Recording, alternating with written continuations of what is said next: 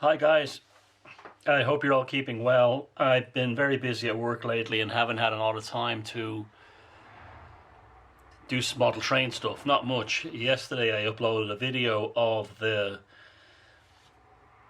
Orient Express train and some others running, and I think it was Patrick who asked me what the locos were. Well, the correct on the Markland BR18, the Deutsche Bahn. I think this is originally a Prussian loco, I'm not sure, don't quote me on that, I'm not really an expert.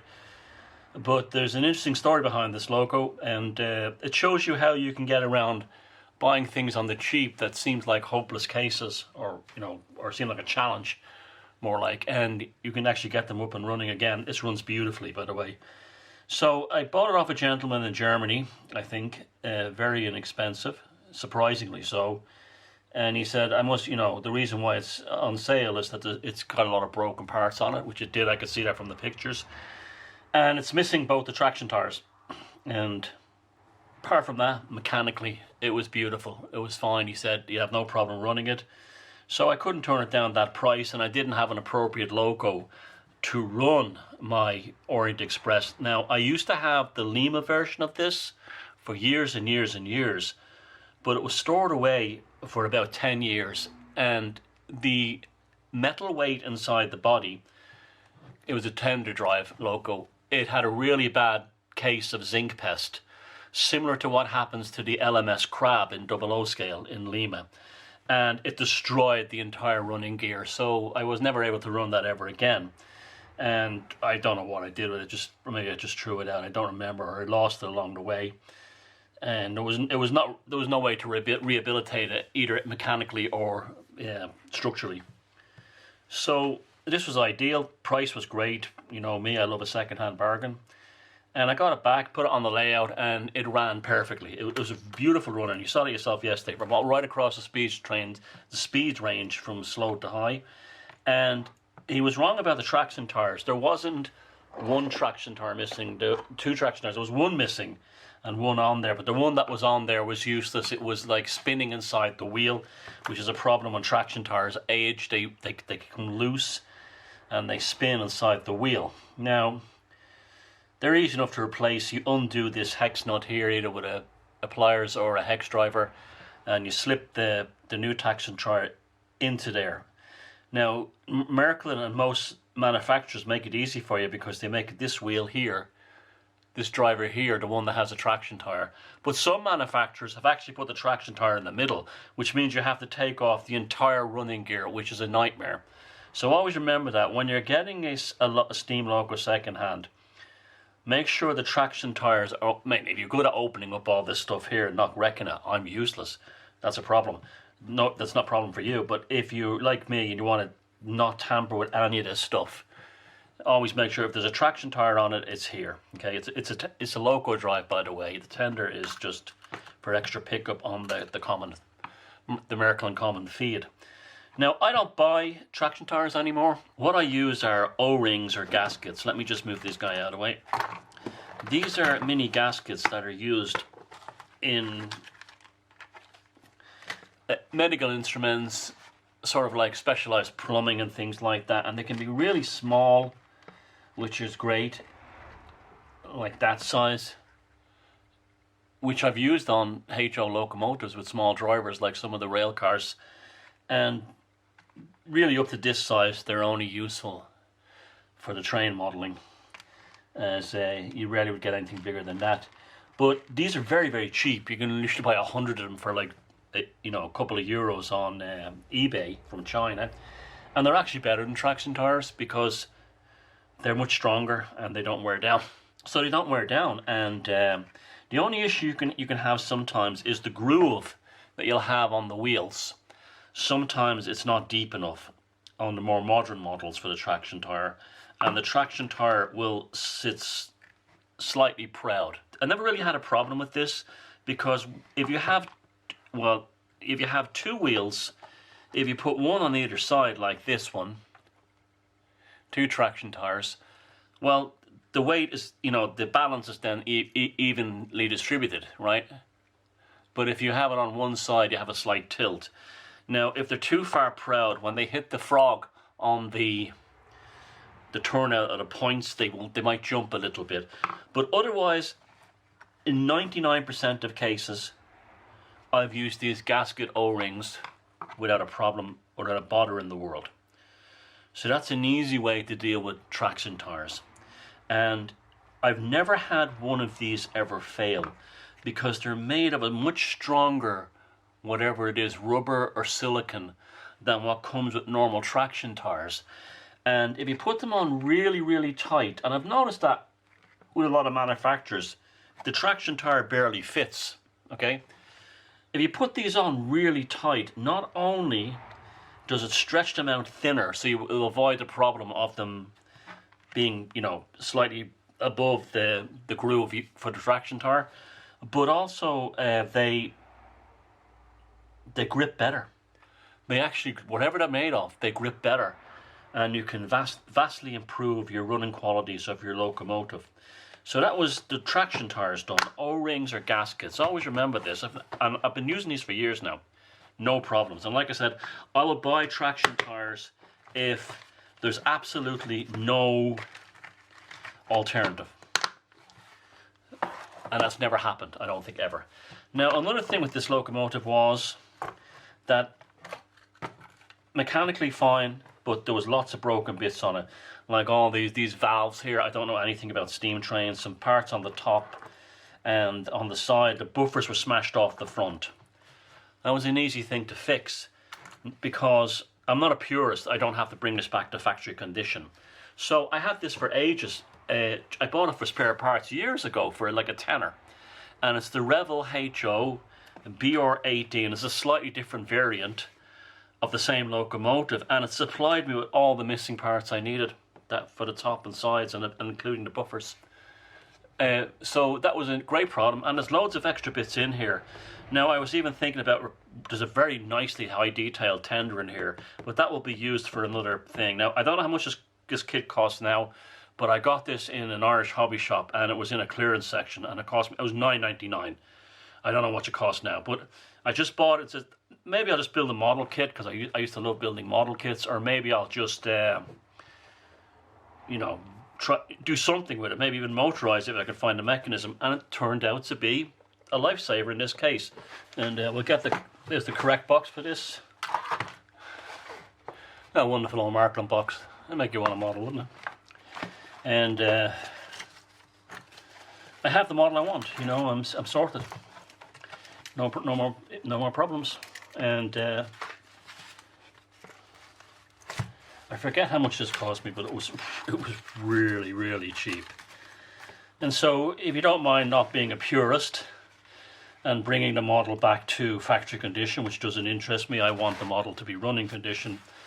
The combination of this and the pieces of the kit from Revel solved that problem. And you saw yourself yesterday, it runs like a dream. Okay.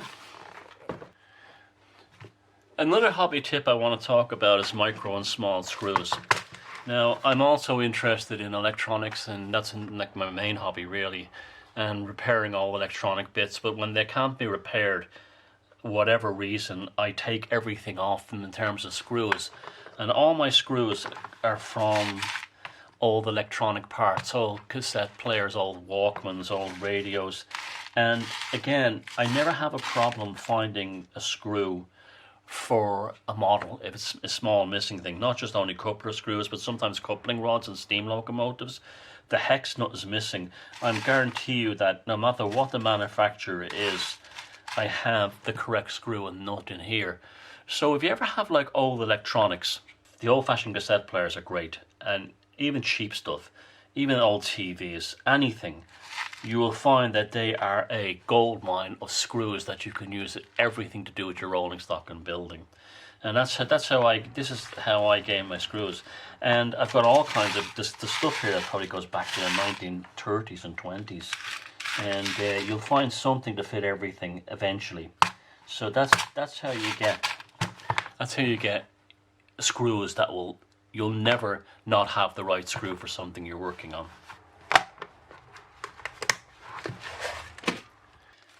The next thing I want to show you are these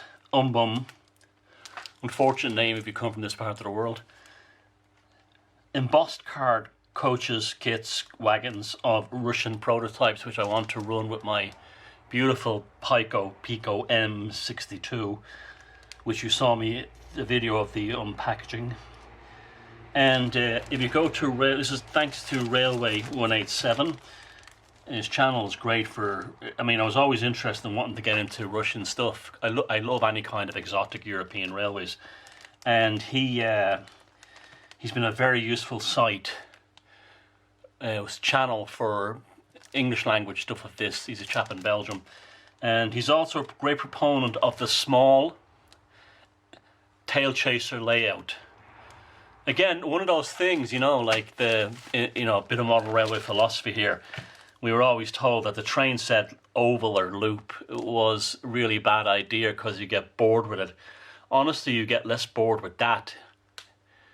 The layouts he uses are prefabricated mostly, figure of 8 folded over types. You get like Lima and Notch and Keebri have made them, and a few other manufacturers. They're usually like plastic injection, but they have tremendous potential. And like we said, we were always told by the railway press, oh, you get bored with those layouts. No, you don't, because you can actually sit there and work on scenery and running locos by, and you know how do you make your layout bigger in the easiest way? You run your trains slow. You'll never see me running trains fast on my layout. I run them slow. Why? Because they take longer to get around, and that expands the size of the layout in a kind of a lateral sense. So anyway, I got the last 2 of these thanks to him from Amazon in Germany, and one of them was open, but all the parts are there. But I'm very impressed with the quality of these kits. Sadly, the company does not exist anymore. They have full interiors as well as exteriors, and that's why I'm going to put lights. These are simply the interiors, and you can see the enameled wood, but everything is embossed. You know, so if you look at the side of the coach bodies, if I can find them in here, they're somewhere. I was just looking at them.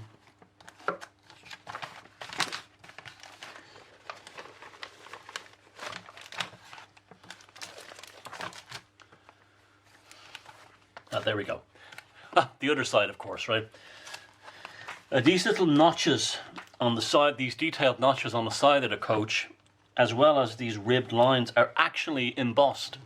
So the hole punch does semi-punching into it. And they're very, very realistic for card kits. And apparently you make them up without using glue. Without using glue. But I think I will glue some of them just for strength. And I'll put some other detail. Because these have the internal details, here's the seating and everything. Here's the cabin doors. See the little fire extinguisher there? And I'm going to put lights in these, even though I'm not a big internal lighting head, just to do it. Look at the carpeting on the floor, and do that with these. I'm going to put the internal lights in them. I have some LED strips I will put in them, just to take advantage of the beautiful internal details in this warm wood thing. So I'm not going to do a video on even the technical details on the roof. The engineering details are embossed, and even these little notches here are embossed, and the Soviet Railways logo is embossed. That's remarkable. Now, this company, I'm informed by Railway 187, went out of business, and it's a shame really, because not only did they make Russian prototypes for rolling stock that have great, you know, you'll see, if you look at his channel, Railway 187, you'll see him like motorizing these stunning buildings, which he tells me the bricks and the blocks are embossed as well, and they make a huge range of kits. Well, they're out of business now, and the site has gone down.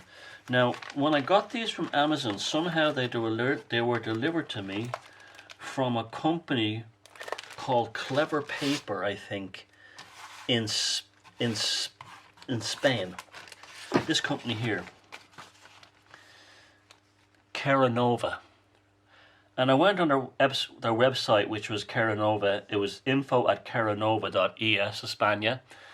And they had lots of Umbum stuff on sale on their website, including rolling stock and lots of the buildings. But the thing is, you can't buy them if you don't live in Spain. So maybe they had some kind of export license agreement with this company that they could only sell them in Spain or something. But that might be, if you live in Spain or you have a second home there or you have family members in Spain, that might be a way to get the remainder of these kits, unless hopefully some company doesn't buy up this product and re-release them. You look at the Metcalf kits and other rolling stock kits, these are vastly superior. These are a whole other thing.